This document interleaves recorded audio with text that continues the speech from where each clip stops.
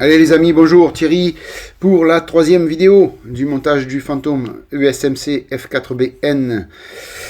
Troisième vidéo, on continue le montage. Petit à petit, on assemble pour arriver après à la phase finale, c'est-à-dire la mise en peinture de la camo, tout ça. Allez, aujourd'hui, étape 4 et 5 de la notice de montage, donc on va s'occuper des tuyères et puis des entrées d'air du réacteur, enfin des réacteurs. Pas mal de petites pièces à ajuster et puis après à coller sur les ailes. Oh non, pas les ailes Thierry, sur le fuselage. La partie, bah, c'est vrai que c'est une pièce qui fait partie un peu du fuselage et puis les deux ailes. C'est pour ça que je m'ai trompé, excusez-moi les amis. Donc on va ajuster ces pièces bien sûr sur le fuselage. Voilà, donc les tuyères sont en plusieurs parties. Vous avez noté sur celle-ci que j'ai dans la main, que j'essaye de garder dans les mains, un numéro 4. Je l'ai répertorié puisque, a priori, ce sont les deux mêmes pièces.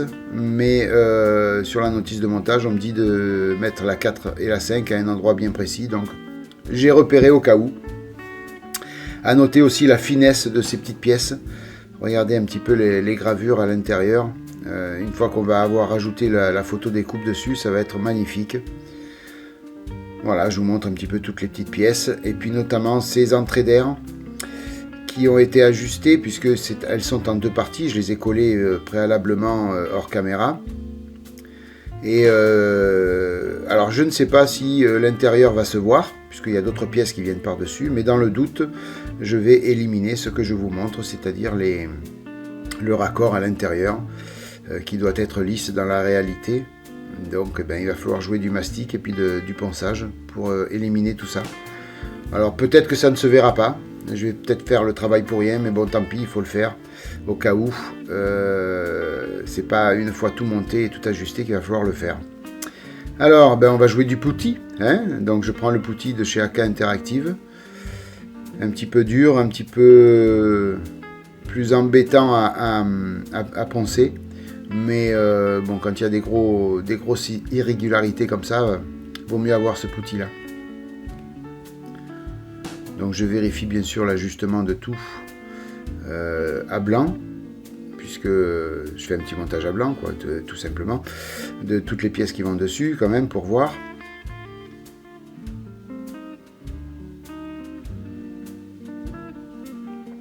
Voilà, donc là, rien de bien spécial, on prend un cure-dent et puis on applique ça sur les parties à mastiquer, tout simplement.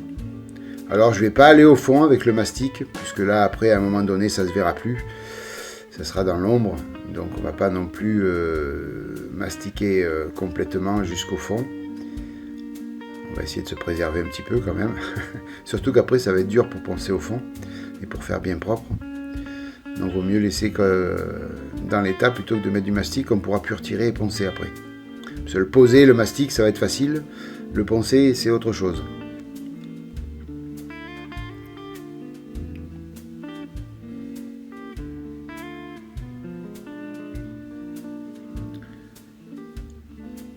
Alors là cette fois-ci, j'ai pas fait comme ça, mais la prochaine fois, je vais essayer. Je pense que ça doit être faisable. Pour éviter d'avoir beaucoup à poncer, prendre une pièce un peu mouillée et puis passer une éponge, je pense que ce sera suffisant. Passer l'éponge mouillée dessus une fois qu'on a passé le mastic. Ça permet de retirer les grosses bavures de mastic et puis certainement de faire beaucoup plus propre tout de suite. En attendant que ça sèche, eh bien écoutez, on va s'occuper des photos découpes. Il y a quelques pièces photo découpe à poser sur cette partie-là. Pardon. Donc on va découper ça, on va coller ça dessus.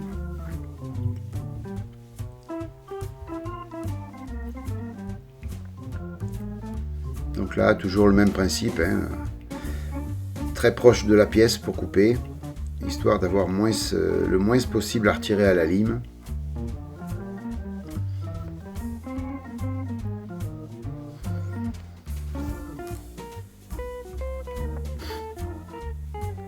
Vous allez voir que ça rajoute quand même vachement du réalisme, bien que j'ai des doutes à ce qu'on arrive à bien voir au fond une fois l'appareil terminé.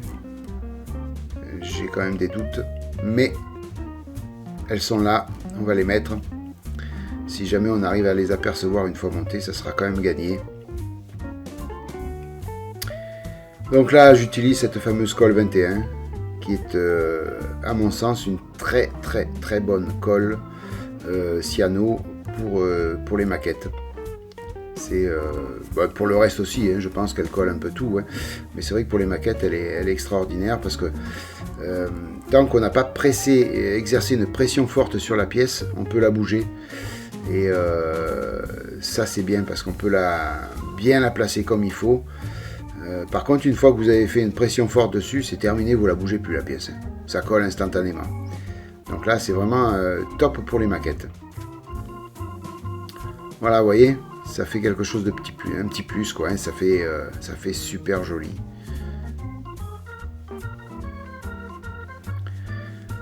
Alors, après, il y avait cette petite pièce-là, alors qu'il va falloir plier en deux, et puis après coller sur d'autres pièces. Alors ça aussi c'est pareil, hein. Est-ce qu'on va le voir une fois monté? Nous verrons bien.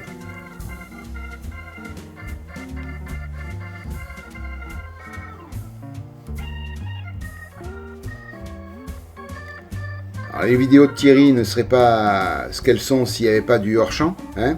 Encore une fois, j'étais en dehors du cadre. Mais ce ne serait pas une vidéo de Thierry si jamais j'étais dans le cadre en permanence. Voyons, Thierry, il faut toujours se mettre un peu hors cadre. Vous devez me maudire à chaque fois, les amis. Voilà, donc cette pièce, elle vient se coller là.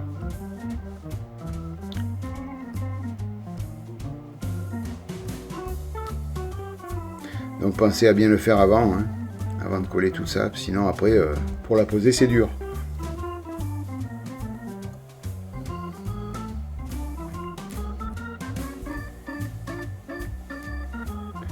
Alors, on la pose et on la colle n'importe où. Il n'y a pas d'endroit bien précis pour la coller, ça. Vous la mettez là où vous avez envie. Dès l'instant où elle est dans ce sens-là, bien sûr.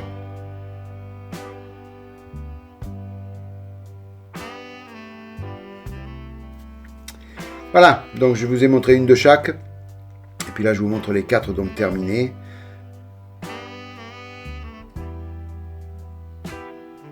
Ouais, ça finit bien les modèles, cette photo découpe quand même, c'est quand même agréable.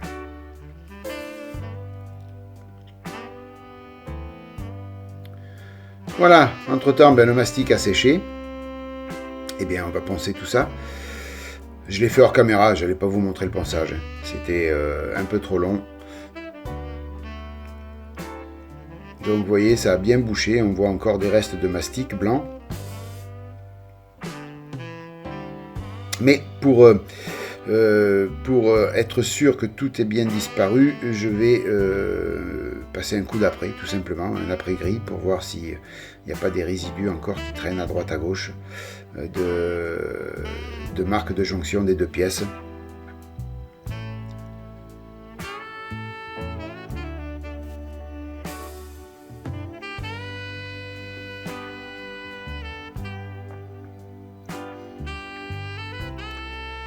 Voilà, donc j'ai passé hors caméra le mastic, l'après bien sûr. Et puis il s'avère que donc j'ai pris le Surface Primer de chez Tamiya, le gris. Hein. Donc vous voyez, il reste encore quelques petites traces. Voilà, encore une fois, je vous dis, peut-être ça va pas se voir, peut-être ça va se voir. Donc dans le doute, on y va, on fait à fond. Hein. Donc là maintenant, je vais passer le fameux microfiler de chez MRP. Donc là, quand c'est des petites parties, là, ce microfiler est extraordinaire. Et il a aussi une qualité, c'est qu'on le ponce très facilement. Voilà. Je me régale à travailler avec ce microfiler. Je le conseille à tout le monde. Il est vraiment génial au niveau, pour faire les petites parties. Hein. Les gros trous, c'est pas la peine de le boucher avec. Hein. Sinon, vous allez en passer 3 tonnes, c'est pas la peine. Mais bon, vous commencez avec le mastic, le putty normal, et puis après, vous faites la finition avec celui-là. Et là, il joue son rôle à plein pouvoir. Donc on passe ça au pinceau. Enfin, après vous prenez ce que vous voulez pour le passer. Mais comme ce sont des petites parties, un pinceau fin, ça fait amplement l'affaire.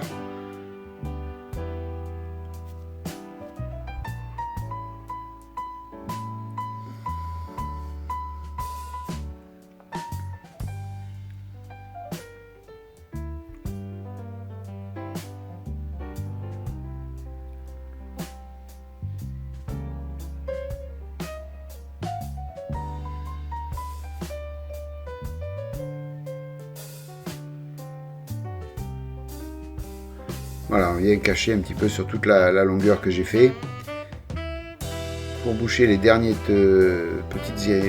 petites irrégularités. Et puis là, eh bien écoutez, j'ai oublié de mettre en route la caméra pour filmer le reste. Voilà, on en est là déjà. Quand j'avais fini, je me suis rendu compte que eh ben, j'avais pas mis la caméra. Ah Thierry, la boulette. Donc vous avez vu au passage la peinture AK Real Color. J'ai peint l'intérieur des entrées d'air en blanc. Voilà. Et j'ai commencé à coller ça sur une partie du fuselage, hein, puisque c'est pas les ailes, Thierry. C'est une partie du fuselage. Donc l'intérieur est peint en blanc, donc il n'y a plus de traces, hein, on voit plus rien. J'ai poncé le microfileur MRP. Donc tout est bon. Et je suis venu donc poser ces pièces-là. Alors faites attention, elles ont un sens. Hein. Après, de suite après, j'ai pratiqué pareil pour les demi-ailes. Montage à blanc du fuselage pour voir si rien ne gêne avant de passer à l'arrière. Voilà, pour voir si tout... Parce que c'est pas une fois que tout est collé, tout est monté, qu'on se rend compte que le fuselage il vient pas s'ajuster comme il faut. Ce serait vraiment problématique. Donc là, petit à petit, au fur et à mesure, je monte une pièce, j'essaye le fuselage dessus. Voilà, donc là, il faut que j'ajuste un petit peu. Vous voyez, il y a quelque chose qui gêne. Le fuselage, il va pas en bas complètement. Vous voyez, un petit jour là, ici, là. Voilà, donc là, il faut ajuster. D'où l'utilité de faire ces petits ajustements au fur et à mesure. Avant de tout monter, quoi.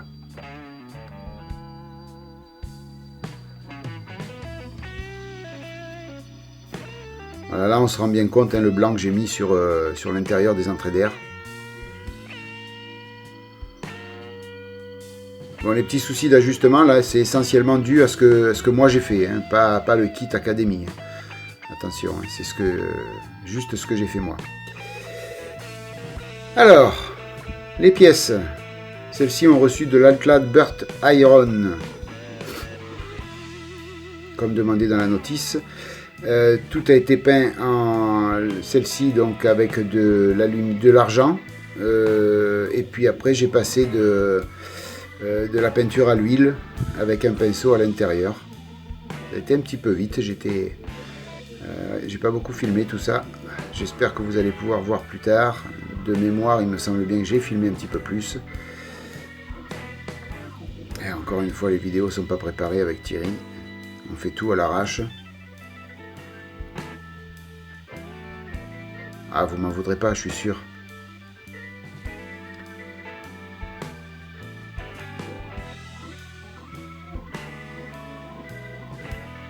Voilà, après on va venir ajuster ça. Donc ce sont les tuyères, hein, bien sûr. On va venir les ajuster.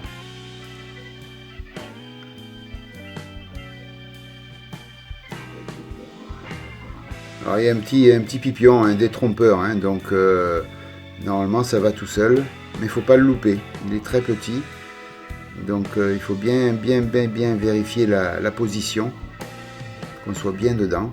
Voilà, vous voyez l'intérieur de la tuyère là. Donc on voit un peu l'argent et puis au pinceau j'ai passé un peu de peinture à l'huile comme je vous ai montré en médaillon tout à l'heure.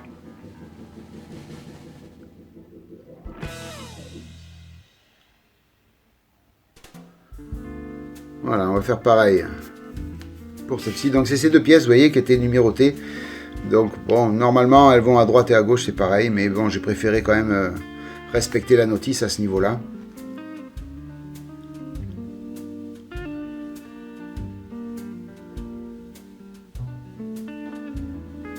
Voilà, les 2 tuyères.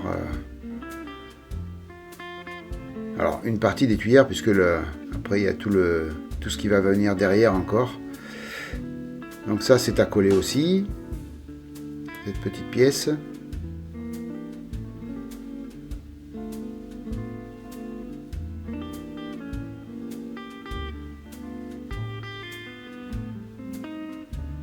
Voilà, tout s'ajuste bien. Hein. Un très bon kit au niveau des ajustements. Enfin, pour l'instant, je n'ai aucun problème. Tout est parfait.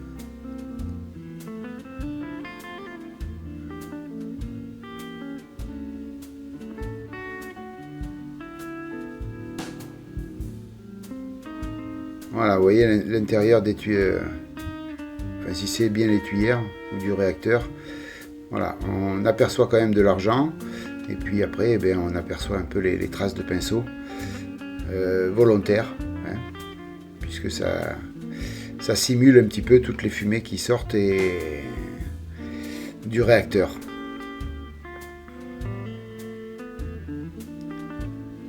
Voilà, les 2 tuyères, donc je les ferai après, puisque je ne vais pas les coller tout de suite.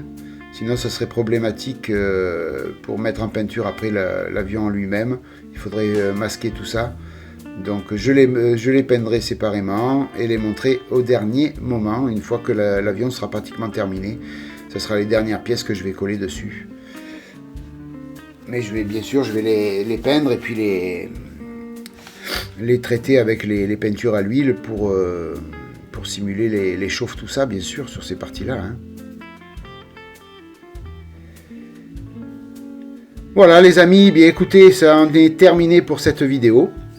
Pas mal de petits boulots, il faut le faire, hein, tout ça. Hein, donc, passage obligé, on va dire. Voilà, donc écoutez, j'espère que cette vidéo vous a plu. Comme d'habitude, n'hésitez pas à lâcher le petit like si jamais c'est le cas.